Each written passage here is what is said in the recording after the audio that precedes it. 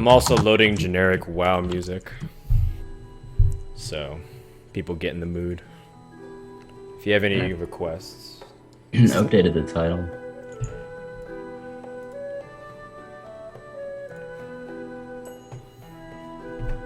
Alright, well, this is my first time trying to do the production of the show, so it might mess up a little bit.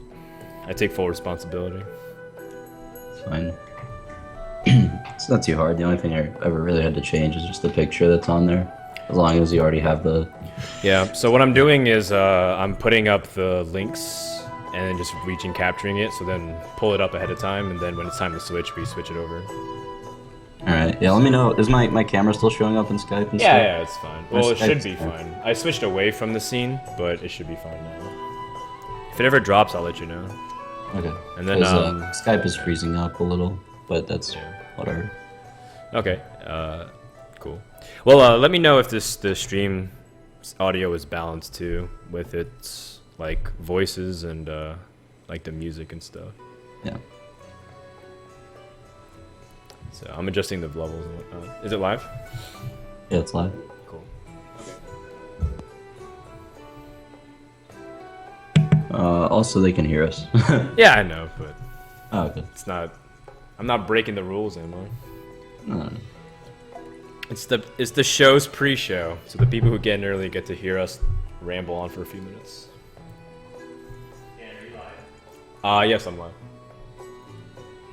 Feel free to distract me as much as you want, Charles. I'm just saying, if you're playing music, the bot might get you. It's WoW music? You think so? I don't know. Alright, well, I mean, I can turn off the music. Or maybe I can play it really low and people won't care. Shout at me if you need me. Charles, I always need you.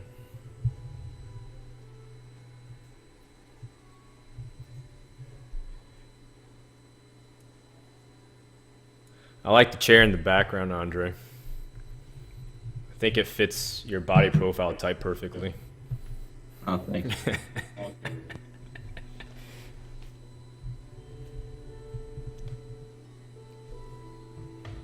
Wait, you met Faramir at DreamHack, right, Andre?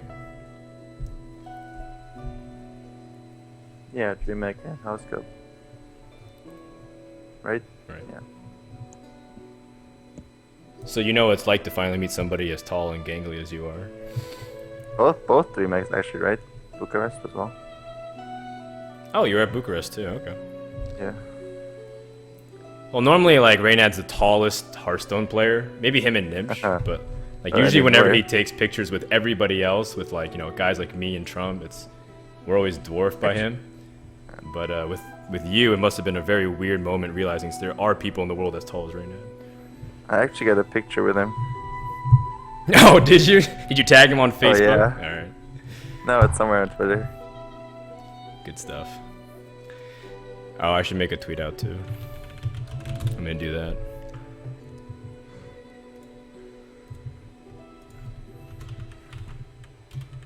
Actually surprised how tall Reynad was. Didn't expect that. I get that a lot, man. It's the first thing everyone says at events. It's like, man, you look short on stream. I don't even understand how that makes sense. It's like, how do you look short on stream? It's only Yes, capturing from the because you neck sit down. up. It's because I'm a whiny little bitch. Few people with that disposition are tall. Yeah. Also, the camera's like up high usually when I used to stream because the chair used to be lower. So if you're looking at it from like this angle, it just naturally looks shorter, I guess. Is it like that you have like a really short torso but you have super long legs? I don't know. I don't really know what the length of the average torso is. I think I'm just tall everywhere. Ooh, I like that. Alright.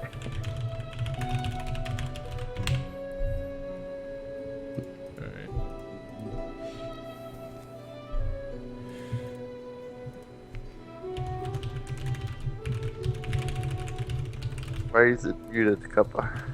I don't know.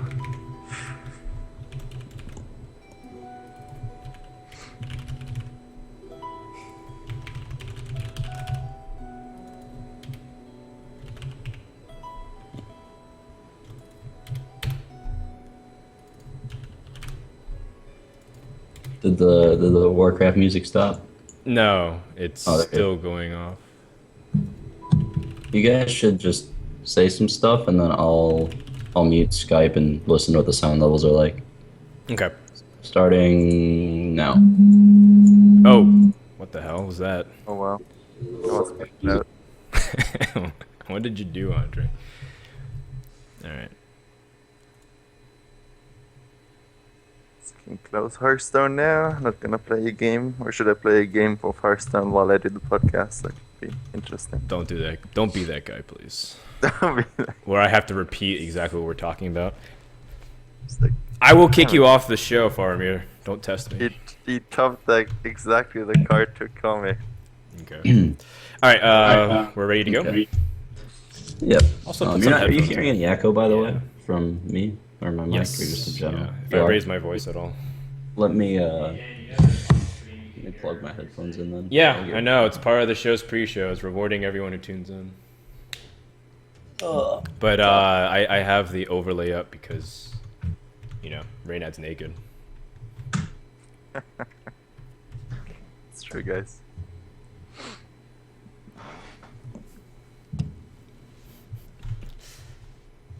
All right. So when you have the headphones in, let me know, and we'll go. Okay, they're in now. Okay. So we'll count down from 15, and then the show will go live, so that way Trolden will have the cut.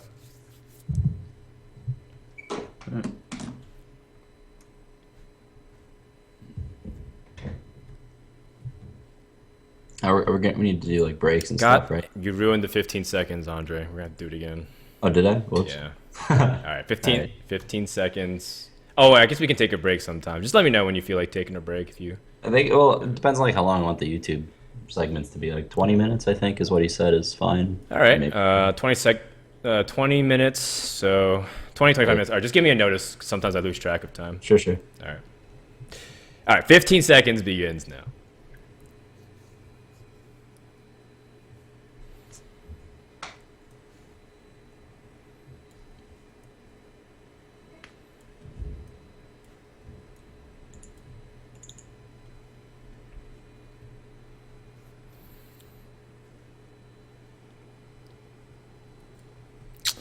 Good afternoon, everybody. It is January 5th, 2015 at about, what is it? Actually, I lost track of the time. About 4 p.m. Pacific here in California. And this is Overcast episode number 3 with Reynad, Frodan, and our special guest, Faramir, for today from Team I Hearth You. Welcome to the show, Faramir. Thanks for having me. It's like 1 a.m. over in Berlin, so I recognize that you're pretty tired. So thank you for joining us. And of course, the creator as well as the main host of the show is Reynad. How you doing, man? I'm alright. Woke up not too long ago, watched Netflix. Now we're here. Yeah. Well, what'd you watch? An Idiot Abroad. It's this like British guy that's like a real life Homer Simpson, and he goes to visit the wonders of the world and complains about how uncomfortable he is. Oh, that's the Ricky Gervais show, right? Is that the Office guy? The Yeah, British yeah. Office? The guy with the Yeah. goatee, the Nathanius goatee. Yeah, that Okay, guy. cool. All right, cool. Yeah, well, good to know that you're in good spirits on this bright, sunny afternoon. So the way this podcast is going to work, guys, is we're going to just briefly go over every single topic that we're going to cover. We have all kinds of news that we want to talk about. And by all kinds, I mean we have like 2 pieces of news because nothing much has happened in the new year. We're going to try to review 2014 to start off the show to see what are some of the things we're going to go over the Go-To Gamer Awards, see if we agree or disagree, as well as give our opinions on it. And then, of course, we're going to talk about some of the tournaments, talk about some of the metagame and some decks that we like seeing or some cards that we think should probably get played more. And then we'll wrap up the show with Twitch chat Q&A. It's always my favorite part of the show. I hope you guys are pumped for that. So if you guys haven't already, tell everybody that we're streaming here on Reynad's Twitch channel, and we're about to get started. So the first thing that we want to do is to get to know our guest, because some people may have seen Faramir's name. They may have even seen his top 8 run at DreamHack, but they probably don't get to know him much as a person. So Faramir, can you please introduce yourself to everybody that's watching? Yeah, hey guys, I'm Faramir. I'm a student from Berlin in Germany, and decided to play some Hearthstone. Found out that I'm pretty good at it, so playing some tournaments with it now. Having a lot of fun, meeting a lot of new people, so that's really nice. Yeah, cool. So explain a little bit about your Hearthstone background, how you got into the competitive scene, who you lost to at Barcraft when, back in October of 2013, and and explain a little bit about how you got to the team that you are on now. Well, I started playing Hearthstone in tournaments like ESL weeklies and closed beta, and yeah, I got like in October. It's like the tipping point. It's like I got crushed by Frodan in the Barcraft tournament, so I was like, okay, you have to try hard now. Yeah. Show that you're the best at Hearthstone. Yeah, that's what I'm trying to do. Till then. Cool, good stuff. Good stuff. How's everything with like Team iHeartU? How's the dynamic? Can you explain a little bit more? Is it just like a pure sponsorship point where like iHeartU is the main website and they're sponsoring the team, or is it like you work with the people behind iHeartU on all kinds of their content? Because I know that they're also another site. Can you explain a little bit more about your team background?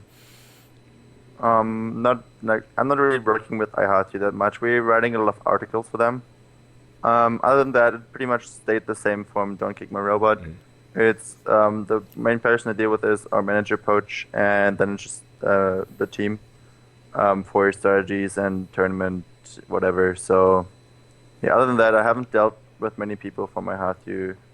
Poach is pretty much our go-to person still. So yeah, that was nice that it stayed the same way. Cool. Reynad, do you have any questions for Faramir before we start our topics? No, not really. Yeah, Faramir's. We met. When was the first time we met? The VIA game house cup. By a game, House Cup, yeah. Yeah, yeah. But Faramir's the guy we've been seeing around in tournaments here and there, and then like Bucharest as well. And you've had a really good run lately, right? With like the past couple weeks. A lot of tournaments. I did okay. I did okay. Is that okay? What were the two tournaments? Is Heroes of Cards and Tavern Takeover. And Tavern Takeover. So Faramir won both of them in 1 week, which is pretty insane for those guys who don't know. Some of those tournaments didn't get as much press as stuff like Pinnacle, or I think Tavern Takeover did okay. But yeah, they had a lot of problems with their sound issues. That's why I didn't get a lot of viewers, unfortunately. Other than that, it was a pretty stacked tournament. But yeah, it was like the sound issues really, prevented them from having viewers. It's kind of sad. Well, hey man, congratulations. But yeah, let's just get to it, I guess. All right. Okay. Well, that was a great introduction to Faramir. Faramir won 2 tournaments in a week. That is pretty crazy. But we'll talk about that in a quick second. Before we talk about some of the news and the tournaments, we wanted to take an opportunity to address that it's the beginning of a new year. 2014, a lot of people pegged it as the breakout year for Hearthstone in terms of esports. I think Counter-Strike Go is also on a resurgence of stuff, on a breakout as well. But people peg those 2 games primarily, Hearthstone and Counter-Strike, as having a fantastic year. And so as such, I thought it would be really cool to start off the show by looking at the community awards given by Gosu Gamers. So what happens is Gosu Gamers polled the community as well as polled their own writers and staff on a bunch of categories on who they think is the winner of that category. They had some fun ones, which I'm sure Reynad and Faramir you looked at, and I think Reynad even won something for once. But we have this award. There it is. I was waiting to see how you'd work that in. Not too much subtlety in that one. I'm disappointed. Well, we have this awards list here from Gosu Gamers where I wanted to see if you guys agreed with what they said or even the community said. And they do ended up agreeing on a lot of these categories, but I thought it'd be really fun. So the first one is probably the biggest category already, which is a little disappointing in terms of the sequencing. I think that's a misplay on Gosu Gamers' behalf. They definitely needed to put Player of the Year last, but no biggie.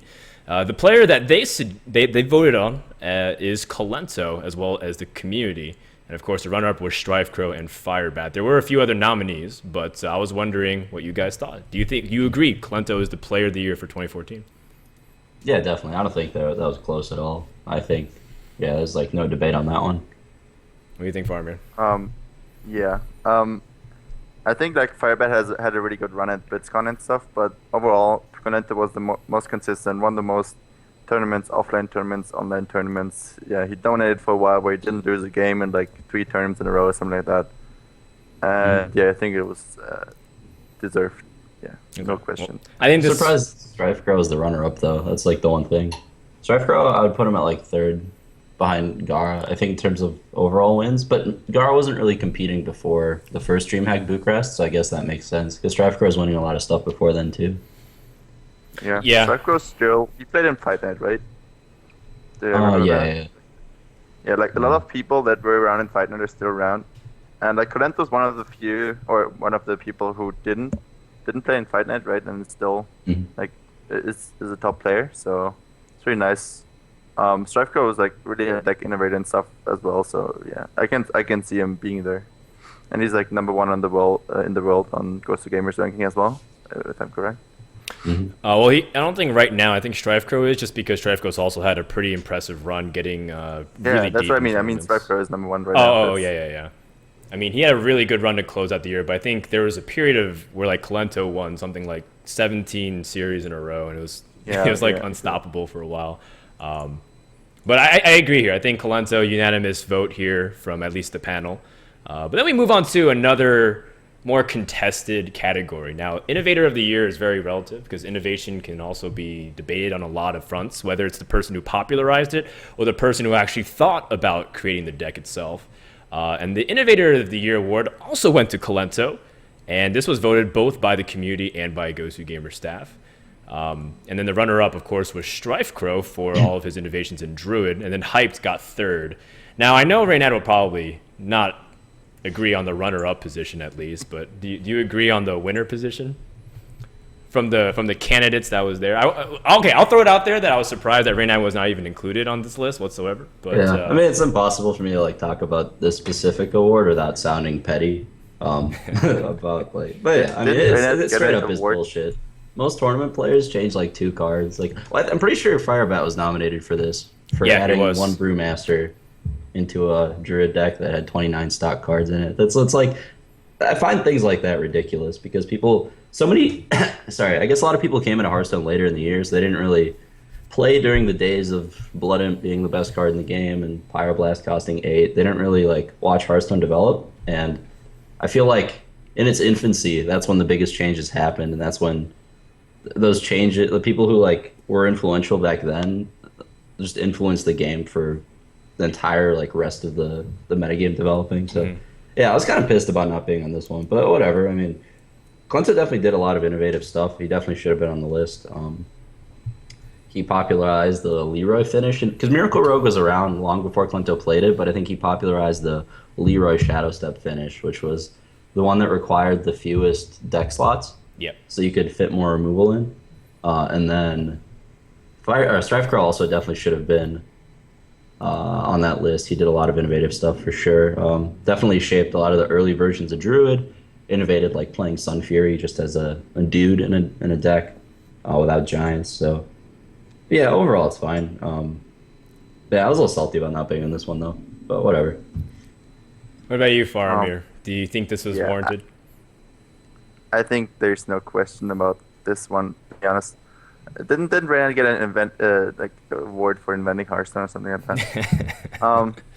Yeah, I think it's no question here. Strifeko won. Like Strifeko did a lot of stuff for Druid, but I think Colento did the most for like a lot of classes. He like popularized Miracle Rogue.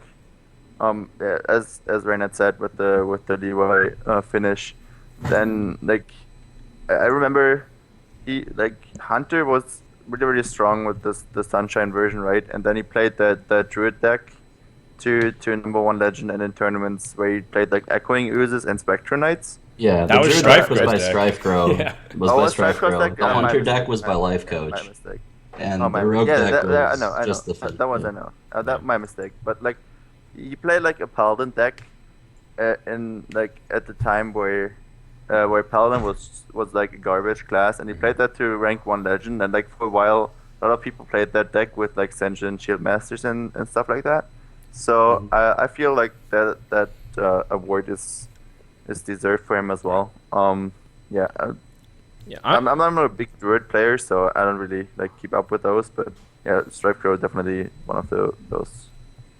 I'll go to Blackwood is off for bat. Hunter, right? I'll agree with you, but I definitely will go to bat here because I want to draw stories outside of the context of just reading like Reddit threads and whatnot.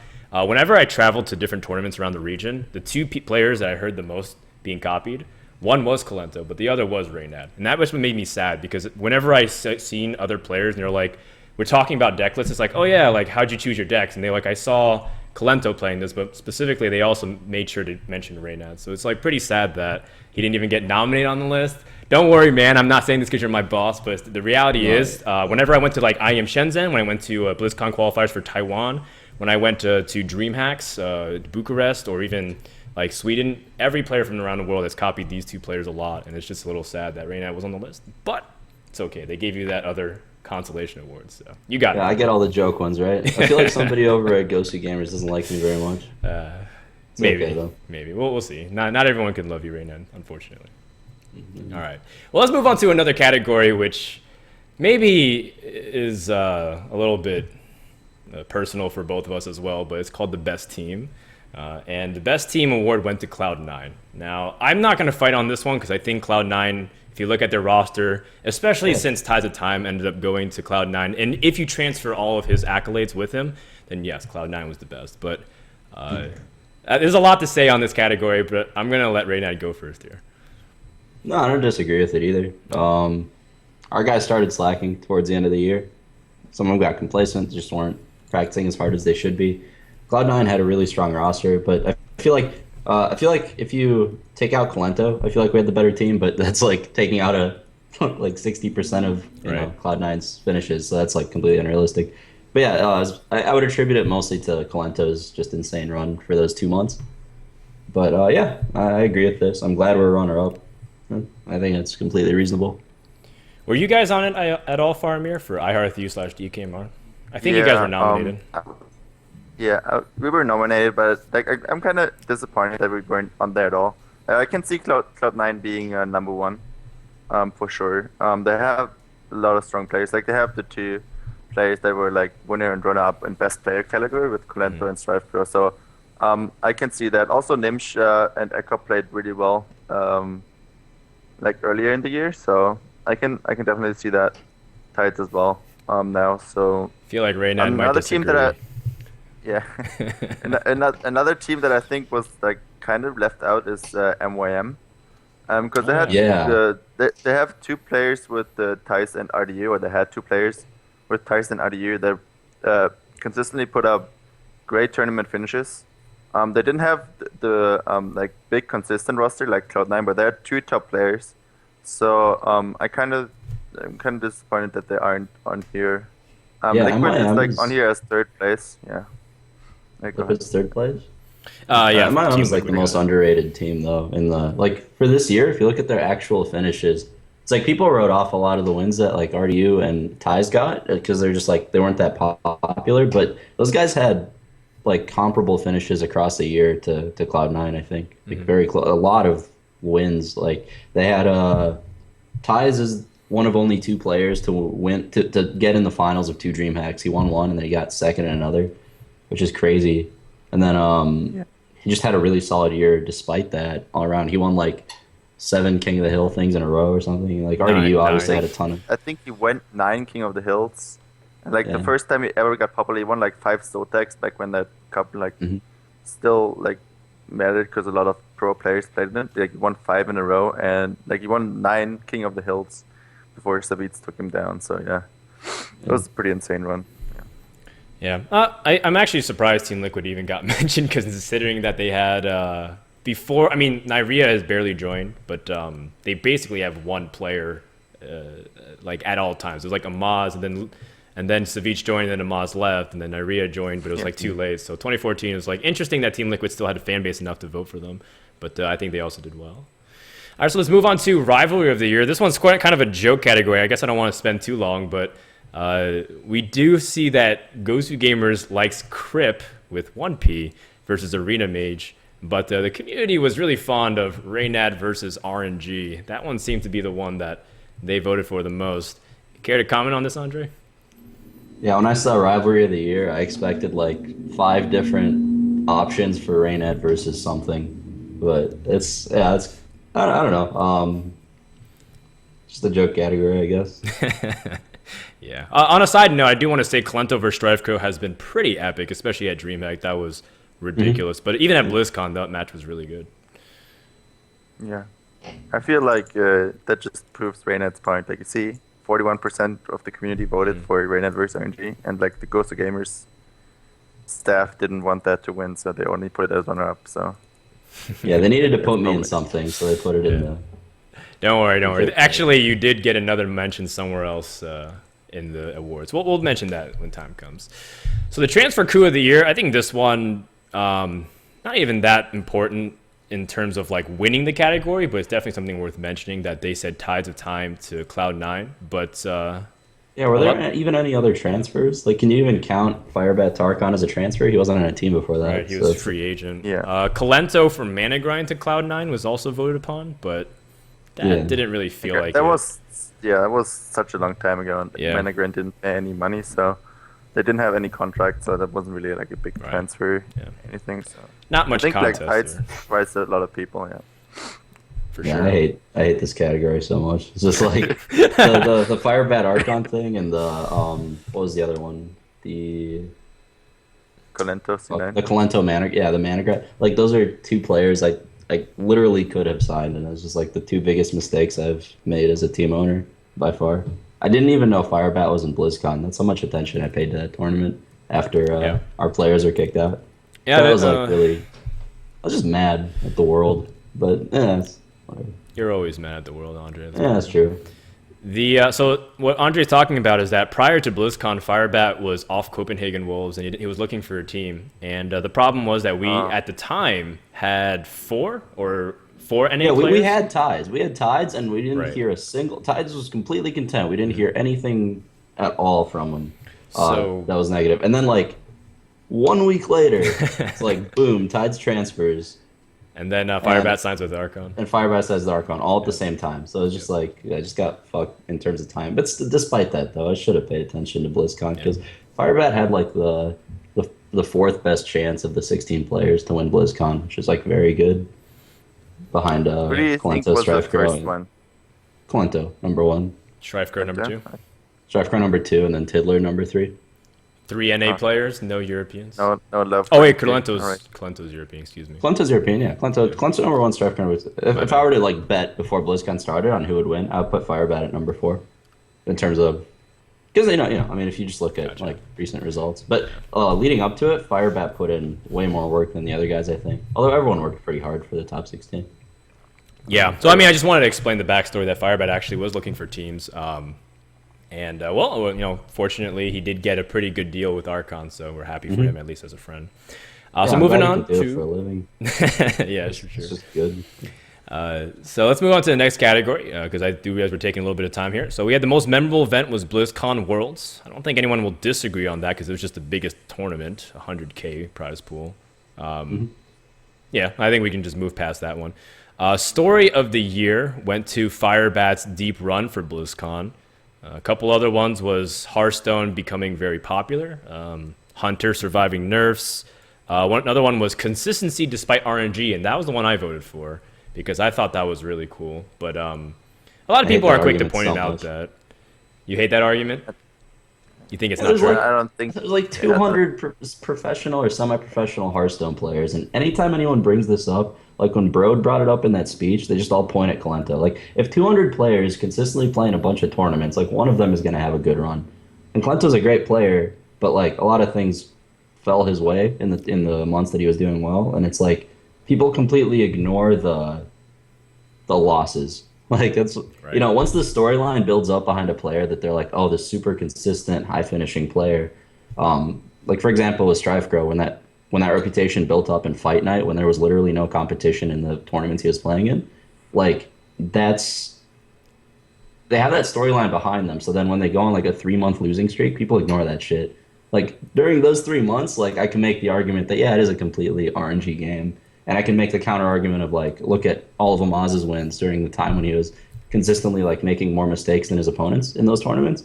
But people will always point to, like, this one I'm just saying there's like two extreme ends of the spectrum, and consistency despite RNG is an absolute bullshit argument because it applies to like two players or one player even. That's it. And you know, Kalento's, you know, like Kalento, like his first three tournaments, I think he lost, and then like the recently he hasn't been doing like super hot. And I still think he's probably the best player in the world, but like even the best player, I don't think will have consistent finishes. That's how I feel about it. You think so? Because I think it depends on how you scope the consistency feel. Like if you're talking about winning tournaments, I don't think so. Because even you look at any other card game, like champions itself don't repeat very often. So the fact that like Faramir is able to win 2 tournaments is very impressive, along with a lot of other stuff with Kalento's run. But I think if you magnetize the scope into like consistency finishes, and that's what Strifecro is a really good player, despite the fact that he wouldn't win anything. He was always like placing top 8 in tournaments that had like 128 killers, or like, you know, Prismatic Cup, he'd make really deep runs, or like DreamHack Bucharest, he also made a top 4 finish. Like these kinds of things, he's not winning it, but he's still making really deep runs, and I think that's why he's still revered as a really good, consistent player. But that, I mean, I understand a lot what you're saying too. Yeah. It was like a good run in DreamHack, and then I pay attention to like every other DreamHack he played. Sure. Literally every other one. But whatever. Overall, I guess that makes some sense. All right. Okay. Fair enough. If I can share my thoughts on this award as well. To be honest, I don't really like this award very much. It's like I don't think Firebat's ran is a story. I don't see a story here. It's just like a tournament that he won. Yeah, just one. I agree with that. Of course, it's a gigantic tournament that he won, but still just like a tournament win. So like the one thing that like would interest me more is like Kaur getting as far as he did in BlizzCon and he's stuff. a cool like guy. He's like from a like different background, but like not very much of a story anyway. So I don't really know what to think about this award, to be honest.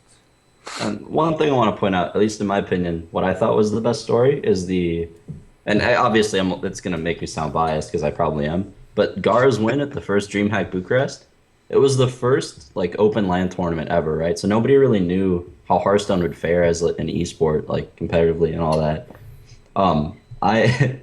Gar is a player that I watched him play for like 5 minutes in VODs of his stream, which had like 15 viewers, and I'm like, this guy's really fucking good. Like he plays exactly how I want my players to play. And Tempo Storm wasn't even a thing, right? Like we just made it like that week. And I just like flew him out, which is why it was so cool to me. In a 128 player open bracket, best of 3 single elimination, the worst format possible in a card game, and he just spikes it out of nowhere. Like that's insane to me. I don't know. That was my personal favorite one. But overall, if you want to consider Firebats run a story, I would definitely put that at first. But I agree with Farmer too. It's not like any.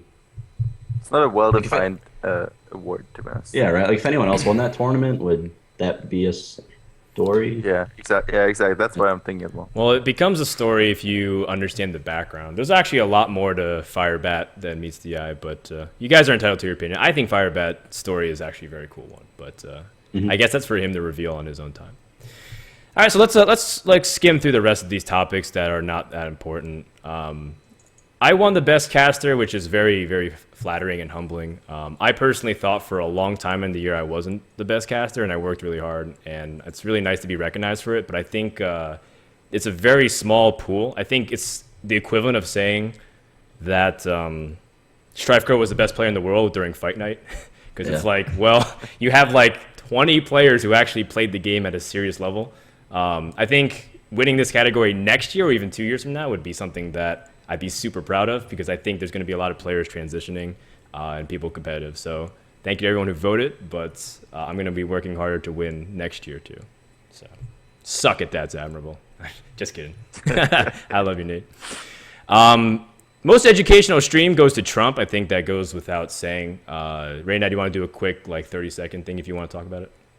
I mean, it's probably right. Not too many streamers want to go that route anymore. My stream originally started out as trying to be educational, and then I just realized that, like, if you look at it as a business, getting shit-faced is way more reasonable. So then text-to-speech came. One time, man. one time it happens, and everyone's just like, it's all they talk about anymore. Oh, the attack helicopter. Faramir, what about this Meta King of the Year? People voted for the Undertaker, Sludge Belcher, Lotheb trio. There's also Leroy, Hunter, and Zoo. What do you think? Well, I guess before I think that's warranted. Like we had a period where Miracle Rogue was dominating and crushing everything and was able to win against everything. So definitely Leroy for that. But after that was done, those three cards got into pretty much every deck. So I think that's pretty much a good winner for that award, I guess. All right. Yep. Well, I completely agree there. On the last category, too, for special contribution, I do want to give a shout out to Trolden as well. He did a great job being a great community member, always promoting his stuff. And if you ever get a chance to meet Trolden, he's just one of the most genuine, happy guy, positive guys that you'll ever meet at an event. And I just want to give a quick shout out to him because I think he's a really, really positive force in our industry. He's awesome. All right, cool. So with that, let's take our first break, and when we come back, we're going to talk about some tournaments and some meta stuff, and then, of course, we're going to go into Q&A. So stick around, guys. More Overcast will continue right after this.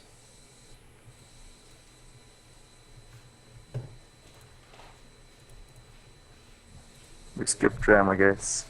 Oh no. Fuck the drama. We skipped Hi Mom. All right, mute your mics.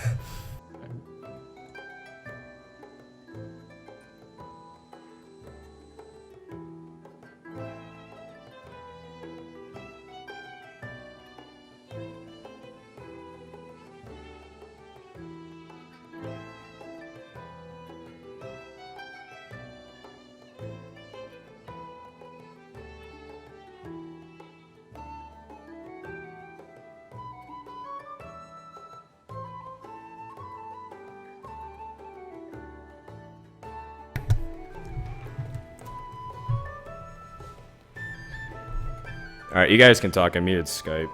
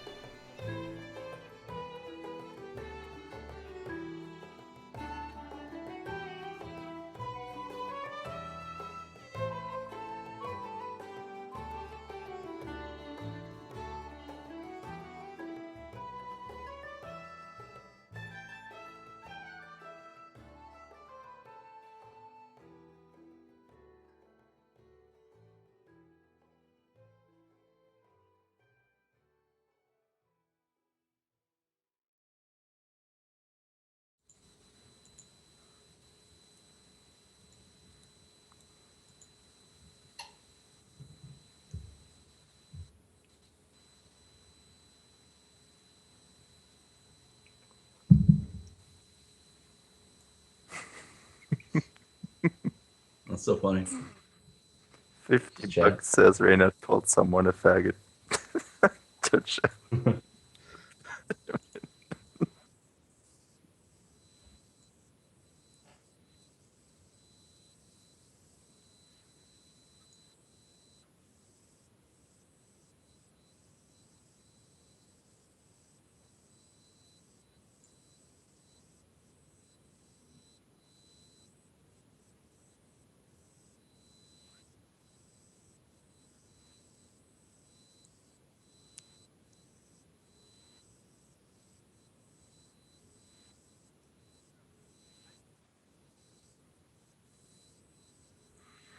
The secret. Well, I worked a lot with my team. That definitely helped.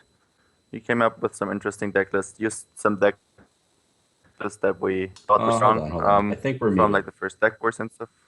You're still muted?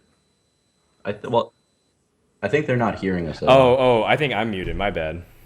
Oops, I muted my mic. Sorry. Let's do that Production again. noobiness. Okay, so let's start that over. Welcome back, everybody, to the Overcast episode 3. Let's talk a little bit about the tournaments and the metagame. And of course, we have Faramir on the panel just to talk about how he was able to win Tavern Takeover and Heroes of Cards 4. Now, it's impressive because GVG's only been out for a month, but it seems like Faramir is doing something right. So we wanted to ask you, Faramir, what's the secret to your success, whether it's preparation or decks, etc.? Well, I definitely worked with my team a lot before the tournament, so that always helps. We looked at some of the decks that were played commonly before the tournament. There wasn't that much time, and like we found like an interesting board list with the bomb lobbers, and like decided not to play them after all. And then we had like the paladin list that did really well for me in Tavern Takeover. That's like the GVG meta kind of seems to favor mid-range decks, and I always was a big fan of mid-range. Like I was a big shaman player. It kind of fell off now, since there are the decks that do really well and are good against shamans. So I hope that comes back sometime. But yeah, I'm a really big fan of mid-range decks, so I did really well in that meta in that week, and I had like really good draws and stuff like that. It just all came together. 2 weeks, 2 tournaments in a row. Wasn't just one deck that was OP. Like in Heroes of Cards, I did really well with the Warrior deck, and Tavern Takeover was mainly the Paladin deck. So I think I was well prepared for the tournaments, and I played well. And yeah, that's pretty much all there is to tell. Okay, so nothing particularly special then, just working hard. Is there any person that specifically has helped you prepare a lot? Because I know people have usual particular practice partners, so I guess it's like an opportunity for you to give credit where it's due, if you want to pay it forward. Sure. Like we're not really practicing outside of the team. I know a lot of 69 players, 10% players are practicing with people that are not on their team. We're not doing that. I'm mainly practicing with Powder because he's on the U team. Other than that, we have team practice like 5 times a week, so there's enough time to practice with D2, Varanus, Impact now. So yeah, that's pretty much my practice partners. Other than that, I don't really practice with anyone else. I like maybe play a game or two here and there, but yeah, nothing like explicit, like nothing bigger than like one day where I practice with them. But yeah, it's mainly my team. So yeah, credits to them for coming up with strategy, coming up with the decks, and yeah. Cool. Well, right now I'm trying to fix the assets on my graphic stuff, so I'm gonna need you to take over and autopilot this, please. So, is there anything you wanted to ask Faramir as I'm pulling up like some of his runs and showing the? Yeah, I mean, were there any like cool decks that you played, or anything that interesting, like that's different from the normal? Or were you just playing like not Handlock? really. Yeah, not really. I played Control Warrior, Mid-Range Paladin, Handlock, and in Heroes of Cards I still had Druid because you needed 4 decks there. So it was pretty standard. Yep. I wasn't that comfortable yet with the GVG meta because I actually couldn't play it for the first week, and then like 3 days later I had to play. So I was like asking my team for giving me the most stable lineup possible at that point of time. So I went with those 4 decks. Yeah, makes sense. So what's like the next thing that we're gonna see you in? Is there like some LAN or some? Yeah, like we talked about that before the show, right? There is not that much upcoming in January, so I think I'm gonna play in Deck Wars soon. Okay. When is the next big LAN in general? Is it like February or? I think it's DreamHack France. In April. Was that the one that had like a 500 player LAN last time with us? That was the Gamers Origin. No, there was. I think it's first time DreamHack in France now. I'm not sure though. It could be wrong. I'd like DreamHack Bucharest is again. I think that's the next lands. I don't know. There's something in Korea. But is that going to be a VIA game thing or the France one? I don't really know, to be honest. Right. Well, I wanted to specifically give a mention that Faramir in his Tavern Takeover run, I remember watching this and being very impressed, is that Faramir defeated Kalento in round 1, Strifeco in round 2, and of course then ended up beating Backspace into the finals. And that's a very impressive run. I also wanted to focus on Backspace here as a player because he's starting to get more involved into Hearthstone. Before he was just kind of, meddling with just inserting some of his decks, maybe competing once in a while. But now it seems like he's more serious as a Hearthstone player. Did you get any reading based on Backspace's performance, meeting you in the finals at Tavern Takeover at all, Faramir? Not really. In that run that I made in the tournament, I actually lost the first 2 games to Kalento and then went 12-0 before I lost the game in the finals. I was 3-0 up against Backspace, and I noticed him getting really, really salty. Like he was just like conceding a game or something like that, and was like really fast. Yeah. Um, Yeah. well, he was like it's still at 27 HP, and like I just toned it up 2 Molten Giants. He was like, okay, fuck this game, I'm gonna concede. But yeah, other than that, he's getting a lot more invites now because of Team he Archon. joined Team Archon. Right. And yeah, I think that's a big factor where he's getting invites. I don't think he had big success before that. He was known as a deck builder and Backspace Rogue, of course. I don't think he has like big tournament success before that. But yeah, he did really well in Tavern Takeover. I'm not really sure who he faced. He faced Peony in the semifinals, and before that, I don't really remember. Oh, he played Chalky, and yeah, that's all I remember. Yeah, definitely not an easy bracket. But yeah, I haven't seen him much before. I'm looking forward to seeing him more, and like he's a good deck builder, and yeah, let's see what he brings out next. What's your reading on Team Archon's strength here? They have Amaz, of course, Firebat, Hosty, and Backspace. Are they like where would you rank them in terms of their team strength? If everyone was to make like a team league right here, and they would have to play with every player of the roster through and through, where would you rank Archon right now? Because I think people mostly put like Tempo Storm and Cloud9, and even iHeartU pretty up there because you guys have had some pretty decent results. Where does Archon currently fall? Where do you think, Andre? I would put him at 5, but I would put like Cloud9 and then Tempo. Well, I don't really know where we stand now with Magic Gaming. I think it definitely helps. But anyway, I think I would put like top 2 like Cloud9 and Tempo Storm. The third I would put like a tie between. Well, no, I'd probably say iHeartU right now, and then because MYM just lost their players, I guess. Yeah. So no, Archon would be 4th. Archon would be 4th. Because I think in terms of finishes, well, have you guys been doing better than Archon, or aside of BlizzCon? I mean, Yes. Yes. you have, right? Yeah, that's what I figured. Yeah. Because Firebat won Pinnacle, and he won some other thing right before that. Whatever that was, it was some tournament like right after GVG. But you guys have been okay. The thing is, the tournaments that Archon wins. Yeah, the tournaments that Archon wins. Have a lot of good publicity. Like a lot of people watched the Pinnacle. A lot of people watched. I don't remember what the name of it was. He won with the Overbreed Druid deck. The only thing that I remember Firebat winning besides BlizzCon and the Pinnacle was the Hearth stats thing with Dart. He got 3rd at Kingwin, and he also did pretty well at well, not this one. Oh, DreamHack, he got pretty far too. Maybe it wasn't. Maybe there wasn't another one. Yeah, he did well at DreamHack Winter. Yeah, he got like semifinals.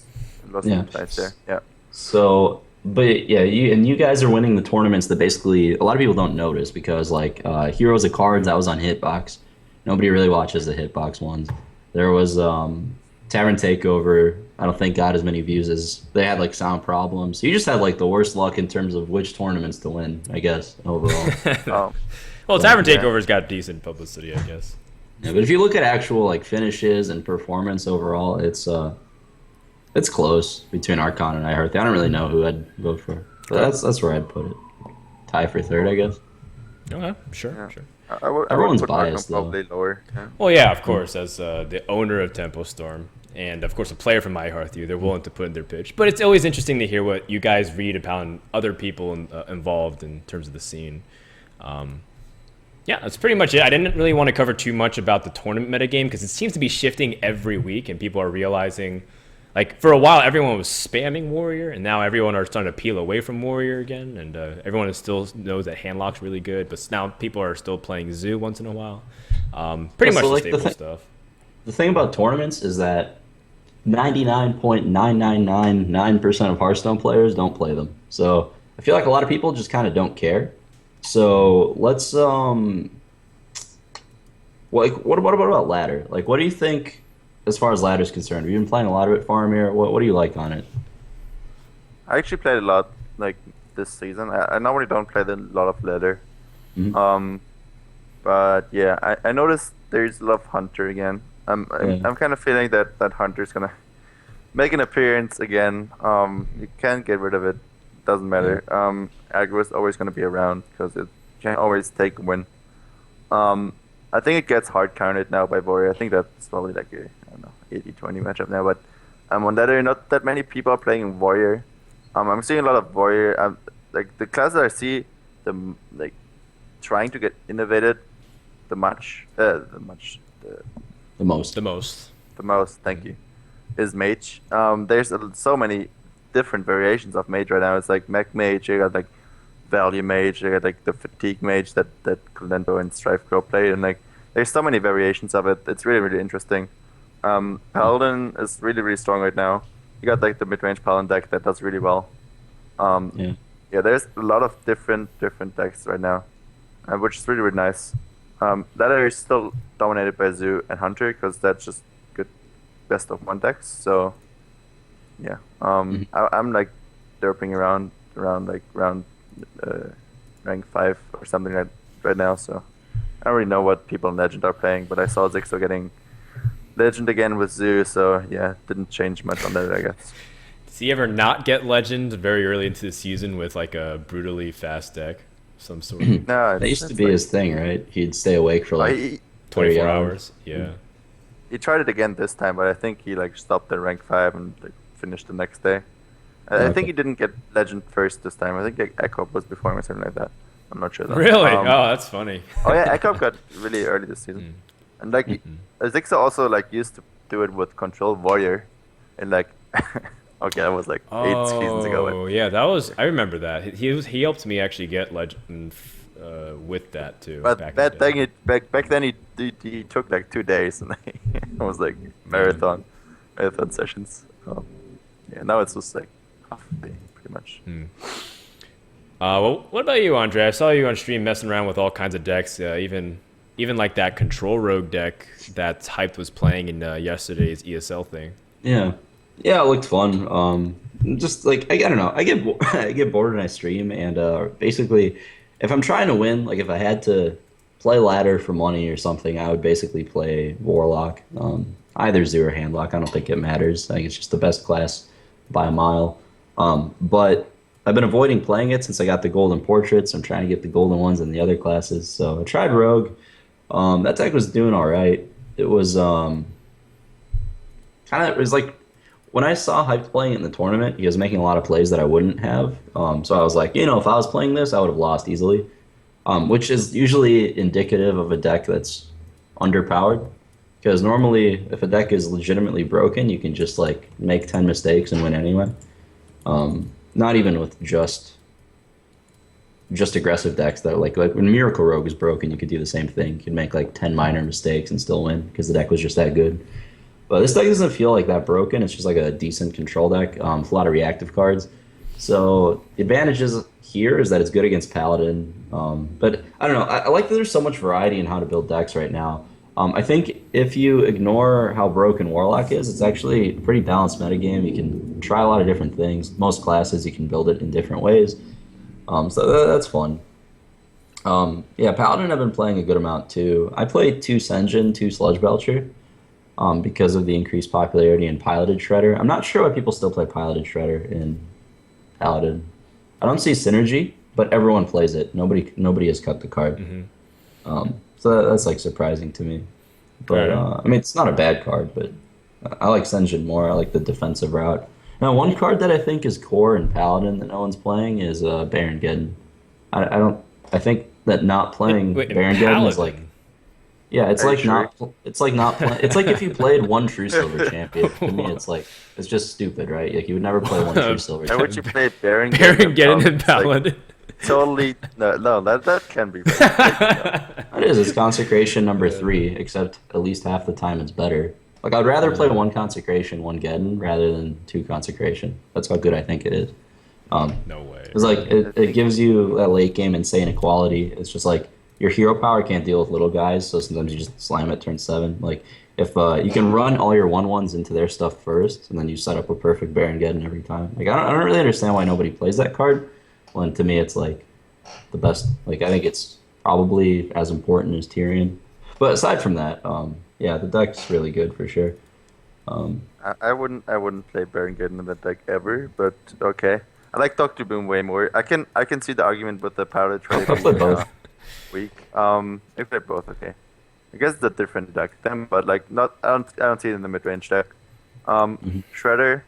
I can see your reasoning for Senjin. I actually like that. I'll try that out later, but yeah, Shredder is not there really that much synergy. It's just like a good card. It sticks to the board. Um, that's like a lot of the cards that Paladin has in here are sticking to the board, right? You got the shield minibot, you got the Master for Battle, which just like overwhelms you with like 3 minions, and you try to keep as many dudes alive for the quartermaster, and then just like grind them out. It doesn't really have a big win condition, right? It has like the Master of Battle quartermaster combo, but other than that, just a bunch of strong minions, strong cards. Try to grind out your opponent. Um, it's pretty much a tempo deck. It's like really similar to Shaman. That's why I like it so much. The Rogue deck, speaking of I Shaman. personally. Oh, go ahead. Go ahead. The Rogue deck, I personally haven't played that much. It's really interesting. I agree with Andre that it's probably not overpowered. Probably a little bit underpowered because,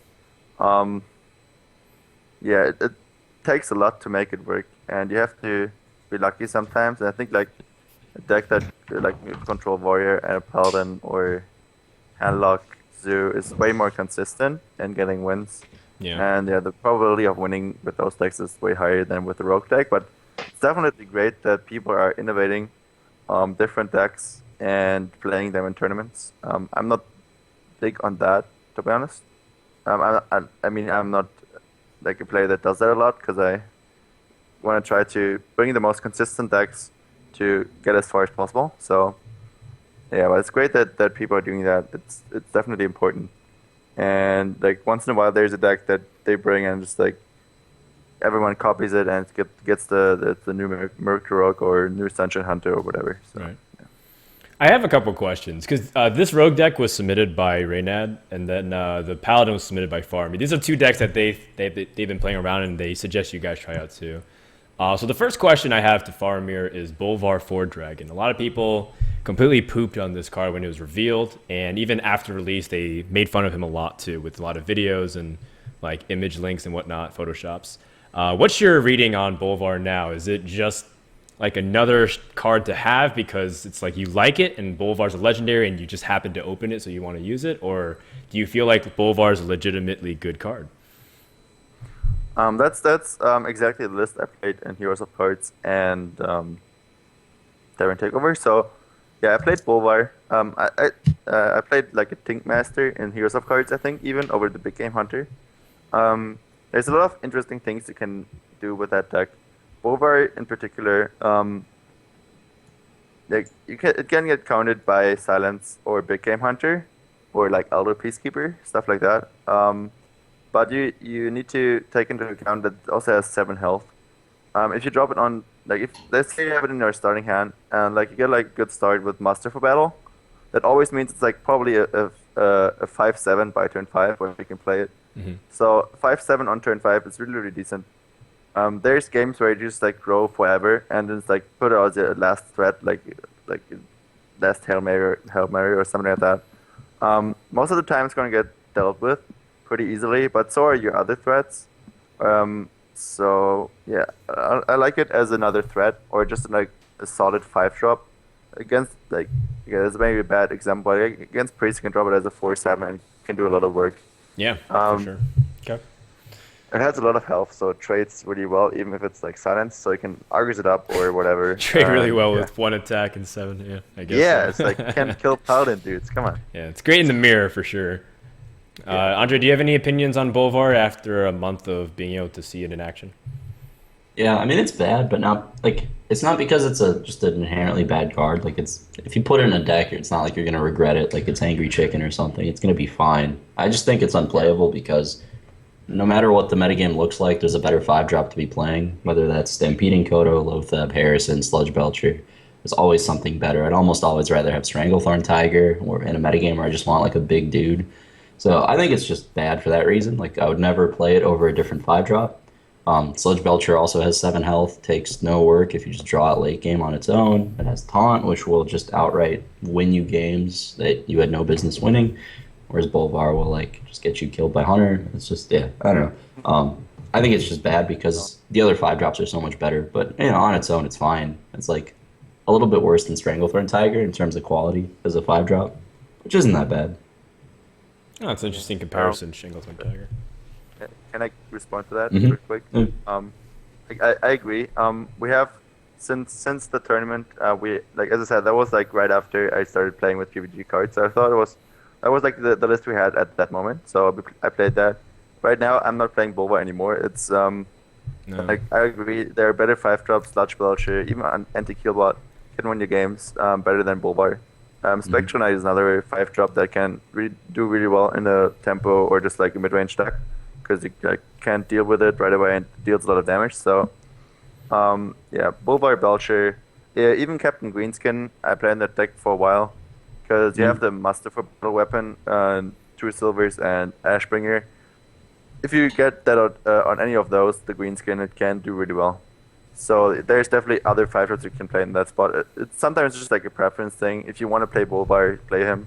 It's not gonna be terrible, but there are definitely other 5 drops that you can play in that deck. Well, hey, you won 2 tournaments playing Bolvar. I guess that's Yes, at least that's one thing you can say too. works.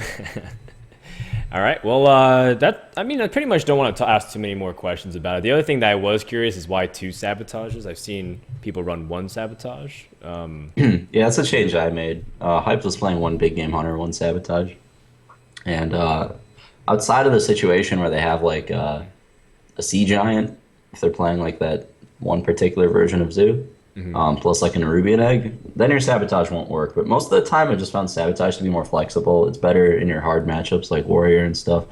I don't really like big game huntering Doom or Doctor Boom that much, so yeah, I just like it because like sabotage can kill Twilight Drake, and it can kill weapons like Ashbringer. Whereas big game hunter is just a little more narrow. So that's just like a change I made for ladder. I don't know if it's better or not, but Okay. All right. Well, I mean, I highly suggest you guys to try out these decks to gravitate away. I know it might seem a little bit more expensive, especially this Paladin list, which has an outrageous amount of legendaries, similar to Control Warrior, I guess. But if you guys have the opportunity to dust and try it out, we highly suggest you do. I think the Rogue deck is really fun, too, not to mention. It's got some really fun combos you can do, especially if you're using preparation outside the context of Gadget Sand. You actually realize there's some really big tempo swings Rogue can do. So, personally, one of my favorite decks to play right now. All right, and with that, oops. Ooh, wow. Oh, wow, Reynad, I fucked up. All right, with that, let's take a break. And when we come back, we're going to have the Twitch chat Q&A to wrap up the last portion of the show. So stick around, guys. When we come back, we're going to have more. So get your questions prepared. And if not already, log into Twitch right here so that we can answer some of your questions. We'll be back soon.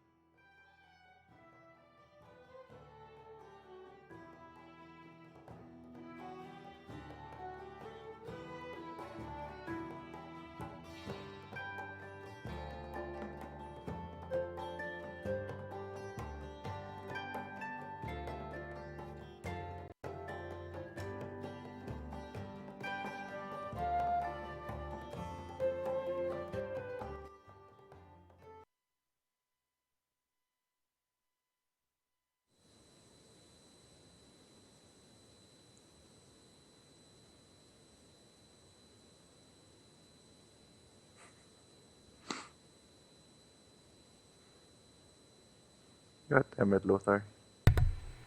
My mic was muted. I do that every time. So welcome back, everybody, to the Overcast episode 3.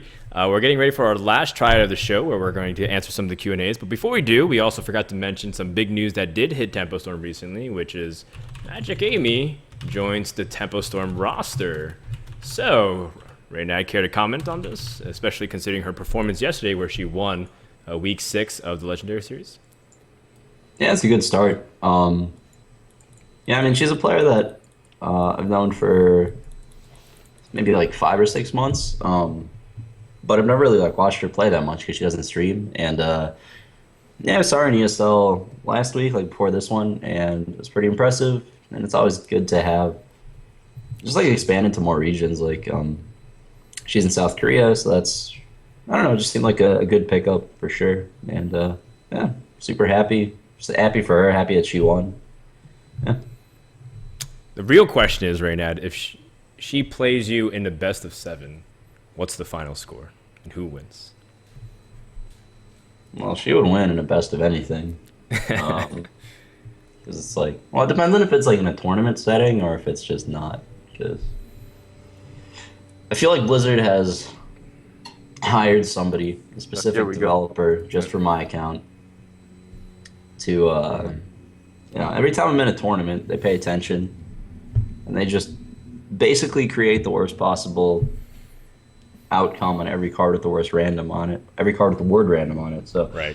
I don't know. I feel like, yeah. But if it's off stream, I don't know. Anyone's game, I guess.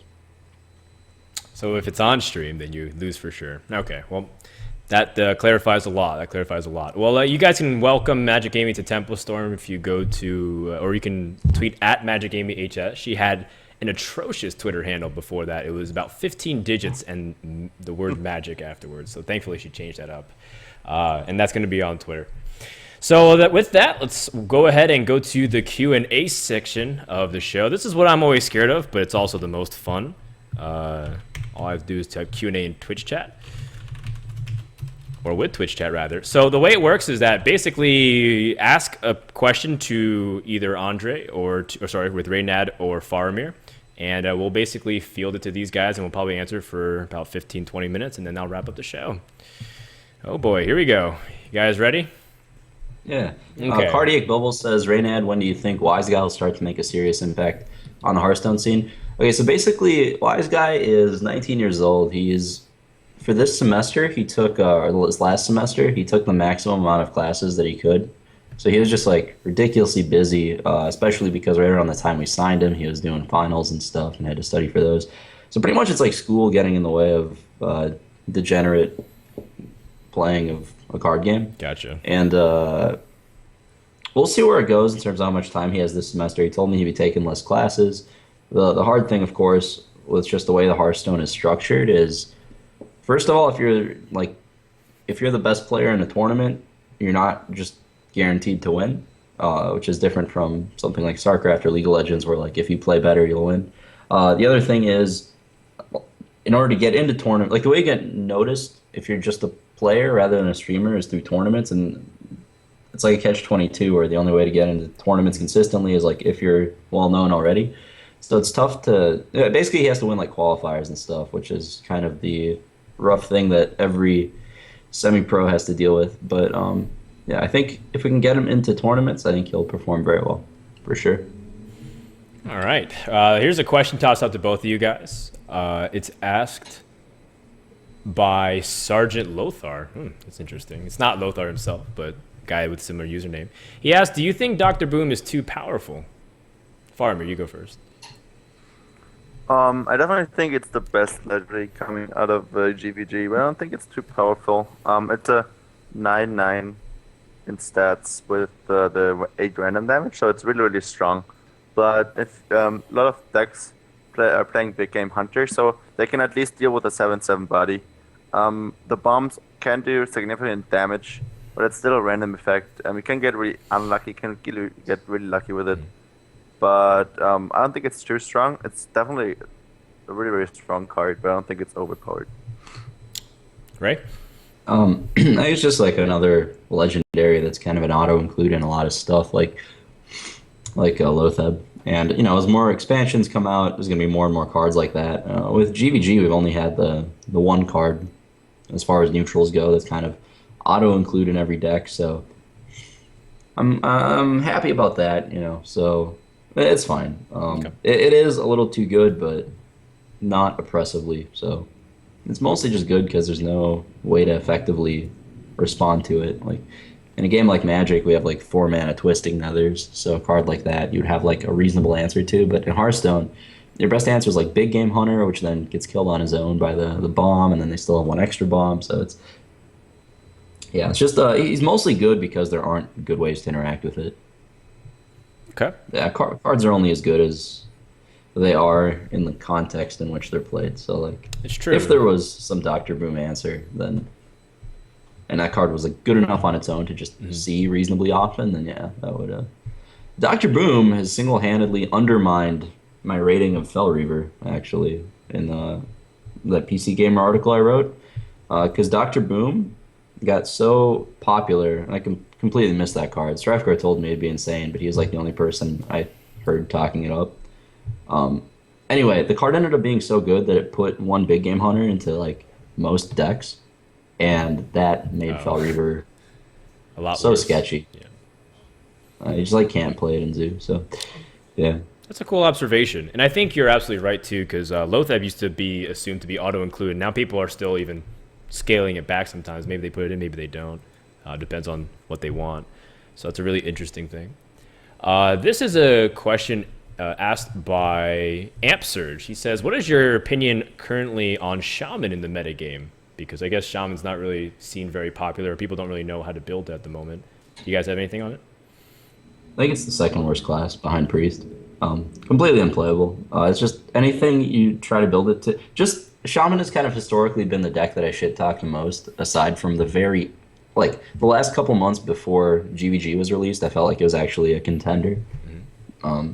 Shaman's strength is like it's one of the only decks that traditionally can be good against both versions of Warlock, and Warlock has usually been one of the best classes. But right now, it loses to Warlock, and it's just no matter how you build it, you're playing a worse version of some other deck. So you can't build it to beat aggro and control, and you're playing all these reactive cards that you hope to draw at the right time. Crackle isn't nearly as good as it looked. It's like surprising how much better minions are than originally expected. Like the only good card it really got is Power Mace, which makes you play cards you don't want to play, like Harvest Golem and Arcane Nullifier instead of Defender of Argus. So you're basically playing cards that are inherently weak to enable your Power Mace, which yeah, I don't know. I've tried it a good amount, but I'm not a big fan of Shaman. I feel like I might just go back to playing 0 GVG cards because that's probably the best list. And even Neptulon is fine. Dr. Boom is the best card it got, but every other class got that too. So yeah. Fair enough. Faramir, you play a lot of Shaman in the past. I did. I agree with Andre. It's not that great right now, but I actually have a list that I built myself recently. I might bring that out in a tournament in the near future. Might not. I agree. Power Mace is by far the best card that Shaman got. It's basically an Eagle Horn Bow, and that's a really strong card. It's a 3/2 with an upside, right? So 3/2 weapon. Other than that, I also like the Zap-O-Matic thing. I just need to think about a deck where it's the right deck. But I think Neptulon is terrible. That card, Terrible. like it gives you 4. It's terrible. It's a 7 mana, 7/7. Everyone plays BGH now. You get 4 Murlocs, which are inherently bad cards, or combo cards, and it gives you 3 Overload. Nobody thinks of that when they talk about the card. You get 3 Overload for the next turn, which really restricts your mana, restricts your ability to combo those Murlocs that you just got. So you basically lose a turn. After that, I don't think there were some people trying to build a deck around Neptulon, but yeah, it didn't work because other decks do better what Shaman does now. Crackle has the same problem that Lightning Bolt had. It's a low impact card. It doesn't do enough to include it in the deck. It can sure there's gonna be games where you just like win with like 2 6 damage crackles to the face or something like that, but it's not gonna be the most of the time. So yeah, minions are definitely better in the deck. I got a deck that is built around Power Mace. I might try it out, might not. We'll see. But yeah, it's definitely one of the weakest classes right now. I still agree. Priest is probably a little bit better than Shaman right now, but yeah, well, we'll see how that develops. There's probably going to be some smart people figuring out a new list for Shaman that's going to be decent. So yeah, I'm looking forward to that. Can't believe you call Neptulon terrible, man. Those are just strong words. I guess it does make sense though when you're analyzing with BGH and how it definitely can mess you up a lot. But all right, this is a question asked by Alex Hopper, and this is always a fun one to toss out, and I haven't tossed this out to at least either of you guys from my experience in talk shows. He asked, what does Blizzard, in your opinion, need to do to maintain Hearthstone's growth with design of future card sets? He said specifically as an esport, but I think esport will continue to grow as long as the game is good. So I guess this is where you guys can start putting on your design cap or thinking caps. And what is something that you'd like to see, like say in the next set? It doesn't have to be an elaborate expansion, but just something small. Reynad, you go first. Fewer cards like Crackle. I don't know. Like Okay. if I design Hearthstone, it would be a completely different game, and what Blizzard's developers are doing is absolutely correct. The game is wildly successful because of the way they designed it. So, like the way that I would like to have the game designed is basically the opposite of the way in which it needs to be designed for it to be successful. So, basically, there's nothing specific that comes to mind that I want them to include. I like more cards with counterplay that aren't secrets. Like, I think right now the only card that has that is Unleash the Hounds, where you can like play differently to make it less effective, or AoE. Because it's the only counterplay in Hearthstone right now is AoE, which Unleash the Hounds is in that category, I guess, and secrets. This is the only times that you play differently around like your opponent's cards. So if they could find a new way to incorporate that, which is pretty hard within the rules of Hearthstone, like with no instance or anything, but yeah, it'd be cool to see if they could figure out another way to do that. I'd like that. Cool. But, All right, so more interact or cards that have interaction. What do you think, Faramir? I agree. There's I don't really know how to like make it like attractive game. But for the competitive scene, there's definitely like fewer like to be competitive. It should be less RNG cards, but for it to be attractive, there should be those RNG cards. So there's always that bridge that they have to cross. Yeah, I really dislike the card like Implosion that either wins you the game really really hard by dealing 4 damage to a minion and getting you 4 imps, or just like falls flat by dealing 2 damage and getting you 2 imps. Like that's like one of those cards where I think they fucked up in the design a little bit. They could have made that more balanced, but yeah, other than that, I don't really know. Just come up with fun expansions, I guess, so they could keep the game interesting. And I guess the pro players have to figure out a way to make their decks not as much on RNG based, I guess. Like RDU gave an interview once where he said, like, it's not about the RNG as much, it's just like about eliminating that factor as much as possible to get like the most consistent deck. So I guess that's the job of the professional players, right? So Sure, the deck builders. Well, I'd like to contribute to the discussion with two things. The first is I like to give a story that Nimsh always tells me from WoW TCG. WoW TCG continued for a few years pretty strong, and it actually got pretty decently popular, and the tournaments were well received, and the players liked it. But it started fading in popularity because the same people would win every single time. And it basically became this scenario where you couldn't actually beat the top because they just had the cards and you couldn't beat them unless you invested an insane amount. Even if you built like cheaper decks, you just couldn't compete because it was just too hard. And so what happens is they started introducing a lot of RNG in order to encourage it, and then all of a sudden the player base started growing again. Nimsh tells me this story all the time of why he really supports RNG specifically, just because it almost killed the game that he loved for a long time, the lack of RNG. So I'm not sure necessarily to look if that's the case here because obviously it's a different game. Even though Hearthstone does identify a lot with WoW TCG, personally I see a lot of the good stuff that's come through RNG. But I do agree that cards like Crackle aren't nearly as fun as like Web Spinner, for example. Yeah, I mean, yeah, as much as I hate, like, my least favorite card in the game is Ragnaros by a mile. My second least favorite card is, like, Animal Companion, and after that it's Knife Juggler. It's just like, I think that there are tactful ways to have RNG. I think the piloted card's the right way to do it, and I think Crackle is a slap in the face of card design. I don't know why R&D let that through, because it's lazy card design, B, it's frustrating no matter which end of it you're on. But anyway, I hope they polish their design up, make more cards like the piloted mechs, which are just like brilliant card design. So yeah, Blizzard knows what they're doing. Like the design team for Hearthstone's fantastic. They're the reason the game is so successful. And you just have to remember that the competitive scene of Hearthstone is the absolute minority. Like 99% and then some amount of people who play Hearthstone just probably don't even know that tournaments exist for it. So yeah, that's true. Yeah, I think you need to cater to those players, because if the game wasn't as popular as it was, the competitive scene just wouldn't exist.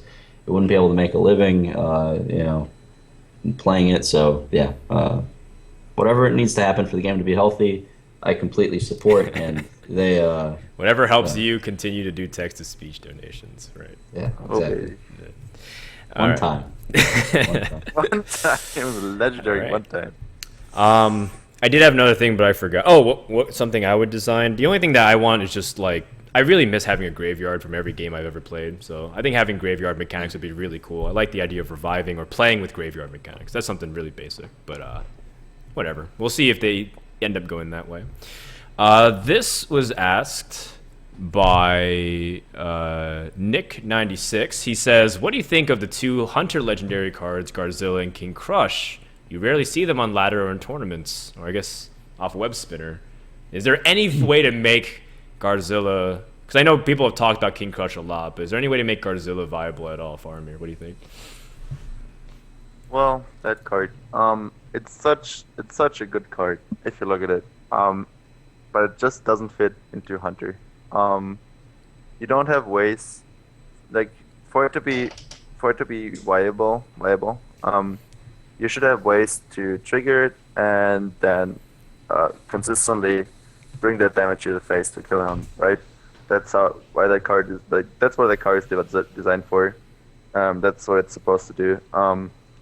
A class like Warrior with that card would be so much better, because they have like ways with like Quill Taskmaster, Charge, what have you, to like proc that card. But yeah, Hunter just does better if they build differently, away from that card. Sure, there were like tries to build a Beast Hunter, like we tried that in the team as well, but it didn't work because like other Hunter decks are better, or just like other decks counted that too hard. So yeah, I really like the card, as a design, from a design standpoint, but I don't see it working in Hunter. King Crush is another thing. King Crush is just too expensive for the thing that it does. It deals 8 damage, it can get stopped by taunt. And 8/8 it's not gonna survive 99% of the time on the board, so it's not gonna deal repetitive damage. And 9 mana just really like is a lot of mana to commit for 8 damage that might get stopped by an Annoyatron. So yeah, it makes sense. Basically, than King Crush. Both of those cards are too expensive. That's all I need to say. They both suck because they're too expensive. It's not like a matter of what the card does. It's just like it doesn't see play for the same reason Boulderfist Ogre doesn't see play. Like, they're just better cards to play. Like, you'd rather play Savannah Jaime than Gazrilla. You'd rather play Ragnaros than King Crush. Yeah, they just suck because they cost too much. That's all it is. Not if you use Unstable Portal, though. I think that's actually very affordable. No, what do you think, Andre? Literal face. Synergizes with the hero power. That's true. Yeah, I've had it happen. All right. This is a pretty good question that I got lost. So I don't know who submitted, so my apologies. He asked, "What is your opinion on some of the sleeper OP cards that aren't popular in the current metagame?" Reynad? Stable Portal. It's the best card in GVG. Stable Portal, of course. Better than Dr. Boom. How is that? Well, I mean, you've been vocalizing it for a long time, and some people play it, so it's like unpopular would be like, I don't know, Magma Rager level stuff, but What do you think? The only card. It's literally the only card in the entirety of Hearthstone that just says like X% chance to win. Okay, there's another card. There's a Is Pyroblast, I it guess, 90%? as an X% chance. With Unstable Portal, it's like 20% to win, like 60% to break even, 20% to fall slightly flat. It's like it's mathematically not okay, assuming that that each card in the game has an equal chance of coming up, which I'm not sure if that's how it's programmed, but if it is, the card is too good. The card is too good by like a significant margin. So the reason, like, when people complain about Undertaker and they're like, "Oh my God, Undertaker's so OP," well, it's because the other 28 cards are really good with it. Mad Scientist is also OP, which makes Undertaker OP. Hunter and Warlock are just OP in general, so that's what makes Undertaker OP. But Mage is just shitty. So it's like you put this really good card into an otherwise underwhelming class. Obviously, it's not going to see much play. It's like if they printed like Millhouse Mana Storm with literally no drawback for Shaman, yeah, it would be one of the best creatures in the game, but you wouldn't see every other Reddit thread complaining about it because all the other cards in Shaman would be so bad that you don't lose to it enough to notice how good it is. But Okay, yeah, Shaman's it's bad. This is the TLDR. All right, Yeah, Faramir. the point is, I think Stale Portal is the best card in GVG. I think it's better than Doctor Boom. I said it before the set came out, and I believe it after the set came out, after having played with it. So, yeah, I think it's completely overpowered. Okay, Faramir. What's a sleeper OP card that's actually a sleeper? Yeah, there might be.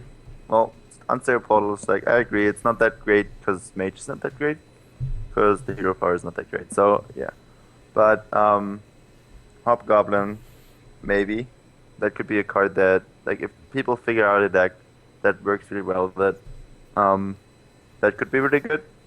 But yeah, other than that, I don't really know. Meg Warper already sees a lot of play because that's a really good card. I feel like there's a lot of potential for more tempo decks, for more mid-range decks, and yeah, things like Mechanical Yeti is gonna see a lot of play, but those are not really sleepers. I'm not really sure.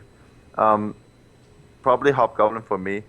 That could work out really well if you get like a decent deck built around it. But yeah, we'll have to see. I'm not that great of a deck builder, so I don't really know. But I also like Whirling Zappomatic a lot, which is a Shaman card that can just like win you games if it doesn't get cleared. That's the That's like one of my 3/2, favorite right? cards. That has The Wind 3/2 Fury. with Okay. Wind Fury for 2 mana, exactly.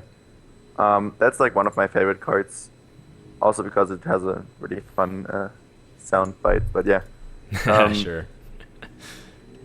yeah, but that's like one of my favorite cards. We'll see how it's gonna work in Shaman, but yeah, that might be a sleeper. Also Hobgoblin, but yeah, but Okay. that's pretty much what Cool. I would go for. Yeah. All right. Well, here's a question asked by Heartless Shao. What do you guys think about the idea of having tournaments including sideboarding akin to Magic the Gathering? I guess this is in relation to the fact that there's a lot of tournament discussion on single deck or even evaluating last hero standing or bans, etc. Do you guys have any comments on current tournament formats now that there's other tournaments experimenting with it, or even if you have an idea of your own that hasn't been tested out yet? Faramir? I think the Game House format was a format that was really acclaimed by players, also by like tournament organizers. It's just a format that takes a lot of skill for the players. Like a lot of the times, the best player is going to win in that format, which I thought was really nice. Just takes a lot of time to set up, and Yeah, everyone liked that format, but then nobody's used it since for some reason. Like, it got nothing but positive feedback, and everyone else refused to use it, I think, because BlizzCon happened, and BlizzCon obviously had really good viewership because Blizzard pushed it so much, so every other organizer was just, like, scared to move away from that. But yeah, the VIA game format was the best. Sideboarding doesn't work logistically. It's too easy to cheat with. Like, how do you know which cards are in the sideboard of the deck? Also, just on top of it, even if you didn't even have to worry about the logistics of it at all. Like, imagine running a 600-person tournament with that rule. Even in an 8-player tournament, if you don't have to worry about the logistics of sideboarding, how do I put it? The predatory cards, like Big Game Hunter, Black Knight, Hemet, Nuzzingwary. They're too swingy, so the sideboard cards are just too high impact. Harrison Jones, like you can't. If you know they're gonna hit and they have no risk associated with putting them in your deck, the game just comes down to getting blown out by those. I mean, there's still depth to that kind of sideboarding. Like I would be playing Handlock, I could just board out all my giants, and then their BGHs are dead, and play like Yetis and stuff. But yeah, I don't love the Fair enough. concept of sideboarding. I don't think sideboarding is good in Hearthstone either. One thing is because like in Magic you can change your deck up because you have more cards. In Hearthstone you only have 30 cards. So if you change like 10 cards in it, it's becoming a completely different deck. So that's the reason why I don't like sideboarding. Yeah, another thing is logistics. It's okay. Take your time, Faramir. Take your Got time. this. Logistics. That's also a reason why I think tournament organizers haven't tried the buy game house format. It's really time consuming. I think it's a good format. It could be attractive to viewers as well. But yeah, it takes a lot of time to set up. So Yeah, it's very hard nice to to do. see that. Yeah. Alright, Yeah, well, it's gonna be best of 5 for now. This last question is from, I read it in the chat, but I forgot again who said it, so my bad. The chat goes pretty fast, so I accidentally lost it in the scrolling process. But they wanted to ask, what are your 2015 New Year's resolution? If you guys have anything specifically, it could be Hearthstone related or it could be real life related. Faramir, you go first. Thanks for sticking with that one. Well, I want to do better in Hearthstone. I want to live from streaming and from playing this game that I really, really enjoy playing. So that's, I guess, my goal for 2015. And then I guess like working out or something like that. Like Do it, man. something that everybody does. Yeah. You just I gotta still go to have the gym. Convince myself. Yeah. Be part of the That's the swole gym. That's- acceptance. That's the hardest part. Getting to the gym. If I'm already there, that's fine. Just like have a gym in my house or something like that. Uh-huh, Yeah. Other than uh-huh. that, I want to do well in Hearthstone. I want to Right. make my living of it. Yeah. Sure. And you could hit Legend every season if you had time. Yep, you get it. All right, Reynad, do you have any 2015 resolutions? Nothing officially in terms of resolutions. I didn't really think about it beforehand, and then when New Year's rolled around, there wasn't like a countdown or anything. I was occupied, and yeah, so I didn't really pay my. attention. No, I my. was like, Story You're time, occupied. story time. All right, Reynad, what happened? Occupied. How was your New Year's? I know that smile. I know that smile. I'm missing half my finger. I don't know, disappointing and expensive and regrettable. The story of every single interaction I've ever had with a woman. But it's fun. It was Cheers. fun. I mean, whatever. At least I got out of the house, right? The more you can get away from the computer, the better. If you're in our line of work. But yeah, my resolutions. I guess I just want to grow Tempo Storm as a brand as much as I can, and just I just want to make the best website. I want to get people to go to it, and yeah, I just want to be able to make a living doing this as long as I can, or at least make enough now that I can invest in other stuff and basically avoid responsible adult work as long as possible, whether that's casting or whatever I end up doing. But yeah. Awesome. Well, seems like we're pretty much out of time, guys. Thank you so much for everybody who contributed the questions, and of course, we'll have many opportunities in the future. So to close out the show, guys, let's do some final shout-outs and thank yous. We'll begin with our guest of today, Faramir. Yeah. Shoutouts to my team. I had you.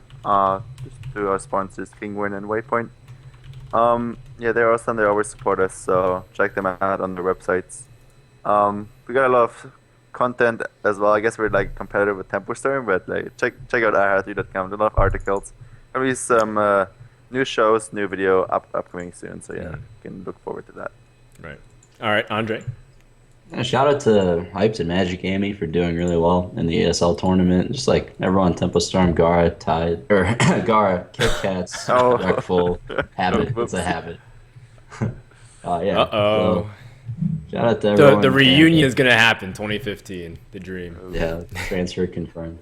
That'll be the transfer coup of 2015. That's for sure. Mm. All right, cool. But yeah, shout out to everyone. We got a mug now. We're getting into merchandising and stuff. Shout out to the company that made this mug. I don't remember who it was.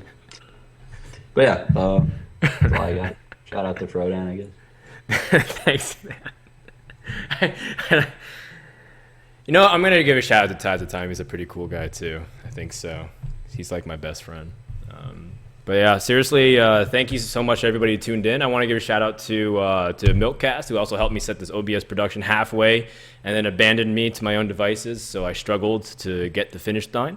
But thank you so much to everybody who's also tuned in. You can check out all of our stuff here at tempostorm.com, whether it's through our podcast, our guides, or even just news about what's going on with the team. You can find out all the latest information about cool decks too throughout if you want to guide yourself to Legend or even just have fun, whether it's tournaments or just laddering. The podcast will be uploaded on our YouTube channel at youtube.com/Reynad27. You can check out all the VODs in case you came in pretty late. We talked about all kind of cool stuff too. We should be back next week on Sunday, so make sure to hit the follow button or even just subscribe to everything so that way you get all the updates. And when we go live, you'll know. So until then, hang tight and have fun laddering. See you guys. Have a good night.